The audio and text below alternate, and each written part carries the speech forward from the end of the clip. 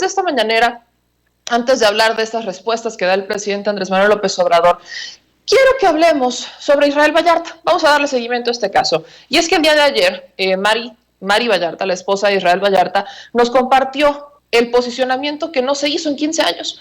Un posicionamiento de la Comisión Nacional de Derechos Humanos. En los últimos 15 años no habían hablado del tema. No habían reconocido la tortura ni la violación a los derechos humanos de Israel Vallarta. Y hoy lo hacen, sin mencionar su nombre, pero lo hacen. La Comisión Nacional de Derechos Humanos emite después de 15 años un posicionamiento sobre Israel Vallarta. Y se los quiero compartir, ahí está, se lo pasé a mi querido David, a mi querida Ceci, y lo están viendo en pantalla. Es un comunicado de prensa de la Dirección General de Comunicación con fecha del 13 de abril de este año.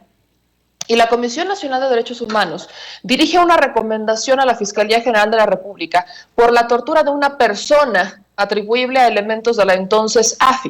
El agraviado fue detenido por elementos policíacos vestidos de civil el 8 de diciembre de 2005, quienes lo torturaron y un día después lo hicieron responder preguntas de reporteros que realizaban una transmisión en vivo desde su domicilio. La Comisión Nacional de Derechos Humanos emitió la recomendación 20/2021, dirigida al fiscal general de la República, Alejandro Gertz Manero, por violentar los derechos humanos de una persona a la integridad personal y trato digno por actos de tortura atribuibles a elementos de la entonces Agencia Federal de Investigaciones. Este organismo autónomo ha señalado en reiteradas ocasiones que la persecución, sanción de los delitos debe realizarse siempre en el marco de la ley y el respeto a los derechos humanos y ha enfatizado la importancia de que las conductas ilícitas de las personas del servicio público también sean motivo de investigación y sanción para evitar la impunidad. De acuerdo con la queja presentada ante esta Comisión Nacional, el agraviado señaló que fue detenido por diversos sujetos vestidos de civil el día 8 de diciembre de 2005, aproximadamente a las 10:30 horas, cuando circulaba por la carretera federal libre México-Cuernavaca. En uno de esos sujetos le indicó que era elemento de la entonces AFI y que le realizaría una revisión de rutina. Sin embargo, fue llevado a la Ciudad de México, donde fue sometido a actos constitutivos de tortura con la finalidad de autoincriminarse como responsable de la comisión de varios secuestros.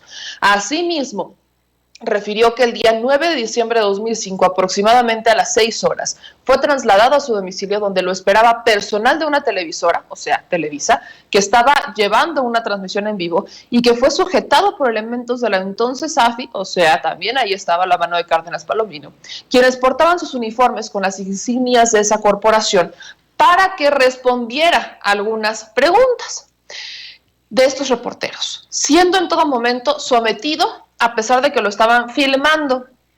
Posteriormente, lo sacaron con violencia del lugar para seguirlo torturando hasta que fue puesto a disposición en el entonces CIEDO. Tras su investigación, la Comisión Nacional de Derechos Humanos determinó que la intención de los elementos de la entonces AFI de mantener retenido al agraviado los días 8 y 9 de diciembre de 2005 fue para ejercer sobre él actos de tortura, ya que fue objeto de golpes, quemaduras, desnudez, agresión sexual, y se llevó a cabo una escenificación ajena a la realidad, en la cual fue lesionado para que se autoincriminara ante los medios de comunicación. Y una vez puesto a disposición de la autoridad ministerial, siguió siendo agredido físicamente al no querer firmar su supuesta declaración. Asimismo, se concluyó que las lesiones de las víctimas presentó que eran excesivas e innecesarias para su detención y además eran concordantes con sus manifestaciones. Por lo anterior, la Comisión Nacional de Derechos Humanos recomendó al fiscal general de la República que se repare el daño integral y adecuado al agraviado en términos de la Ley General de Víctimas, que se le inscriba en el Registro Nacional de Víctimas y se le brinde atención médica y psicológica, colabore en el trámite y seguimiento de la queja que se promueva ante el órgano interno de control de la Fiscalía General de la República en contra de los servidores públicos involucrados.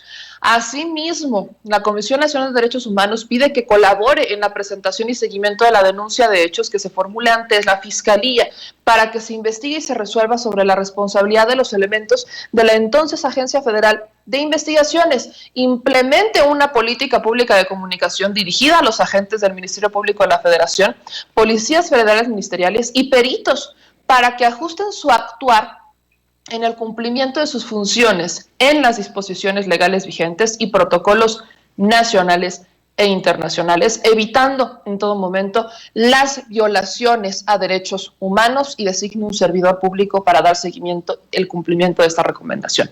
La recomendación 20/2021 ya fue notificada a su destinatario, o sea, a la Fiscalía General de la República, y ya puede consultarse en la página de la Comisión Nacional de Derechos Humanos. Era importante, era muy, muy importante esta recomendación. Durante 15 años se negaron a hacerla. 15 años la Comisión Nacional de Derechos Humanos no emitió una sola palabra al respecto de Israel Vallarta. No mencionan el nombre, por supuesto, pero hablan de Israel Vallarta y le piden a la Fiscalía General de la República, ojo con esto, que le repare el daño. Hablamos de una reparación del daño. Esa es la recomendación. Ojo, no es una orden, es una recomendación. Todavía falta que la acaten. Ahí tienen recomendaciones que no se han aplicado, como la de la ONU sobre Brenda Quevedo, que aún 6 meses después de que esa recomendación se mandó, no se ha acatado. El presidente Andrés Manuel López Obrador, Olga Sánchez Cordero dijeron que iban a acatar esa recomendación, que la iban a hacer válida. No se ha hecho válida. No se ha hecho válida la recomendación que emitió la ONU. Hoy, la Fiscalía General de la República tiene una recomendación encima de la Comisión Nacional de Derechos Humanos. ¿La van a acatar? ¿Van a reparar el daño? ¿Van a hacerlo o no lo van a hacer? Porque esa es la pregunta. Cuando se habla del tema en la mañanera, cuando se denuncia el tema en la mañanera, nos dicen que sí. El presidente comprometido con ello nos dice que se va a revisar el caso y que está pendiente del caso y que si hay elementos lo van a liberar. En el caso de Brenda Quevedo fue el presidente el que dijo que iban a acatar esta recomendación. Pero también tenemos información que Isabel Miranda de Wallace, la mujer que llevó a los testigos en este caso, ¿no? Mujer que llevó a los testigos en el caso de Vallarta, mujer que llevó a los testigos en su propio caso, que los instruyó, que los educó, que prácticamente les dijo qué decir y qué no decir, prácticamente ha estado todavía metida ahí, en las mesas de justicia de la Secretaría de Gobernación. Entonces, ¿de qué estamos hablando? ¿Puede más una mujer que está afiliada al PRD, por cierto, militante del PRD, una mujer que con pruebas bastante comprometedoras para ella, con pruebas bastante raras, ha intentado incriminar a varias personas, que le dio seguimiento a varios casos, que sin ser policía, sin ser ministerio público, sin ser agente, sin tener ninguna credencial, prácticamente estaba presentando a los delincuentes en la entonces PGR? Ella era la que hablaba en el micrófono y daba todo el antecedente del delincuente, como si fuera un delincuente, como si ella tuviera todos los elementos. Y como no los tenía, los fabricaba. ¿Con ayuda de quién? De Marta Sagún. Acuérdense que Isabel Miranda de Wallace agarró fuerza por una llamadita telefónica de Marta Sagún. Llamadita telefónica de Martita al entonces procurador para que atendiera su caso. Y como era una llamada de arriba, no podían decirle que no. Entonces empiezan a atender a Isabel Miranda de Wallace y a Genaro García Luna le cayó como anillo al dedo eso. Pese a que se supone que había diferencias entre García Luna y diferencias con Isabel Miranda de Wallace, la realidad es que le cayó como anillo al dedo. A Cárdenas Palomino le cayó como anillo al dedo. Todas estas detenciones les cayeron como anillo al dedo, porque al final fabricaban culpables. Eso es muy parecido a los falsos positivos en Colombia, también de Álvaro Uribe. Falsos positivos que eran inocentes, asesinados por el Estado también, para cumplir con su cuota y decir, es que el combate a las guerrillas funciona. Exactamente eso es lo mismo. Vemos que un Felipe Calderón y antes Vicente Fox ya estaban implementando estas de hay que matar a quien tengamos que matar, hay que culpar a quien tengamos que culpar con tal de cumplir, con tal de entregar cifras. Eso es lo que se trata. Y es increíble que 15 años después sigamos sin tener respuestas ni justicias. Es por supuesto, claro, que tenemos una intención de hacer evidente esto, pero nuestra intención no puede llegar a más si el Estado no colabora. Y esto va directamente a los funcionarios.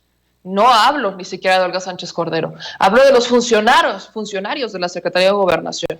Gente que trabaja para Encinas, gente que trabaja para Olga Sánchez Cordero, gente que trabaja para nosotros. Y ellos no han, en lo más mínimo, avanzado. Dicen que sí, pero dan largas y aparentemente no informan bien a sus jefes. Eso es de lo que tenemos que estar pendientes.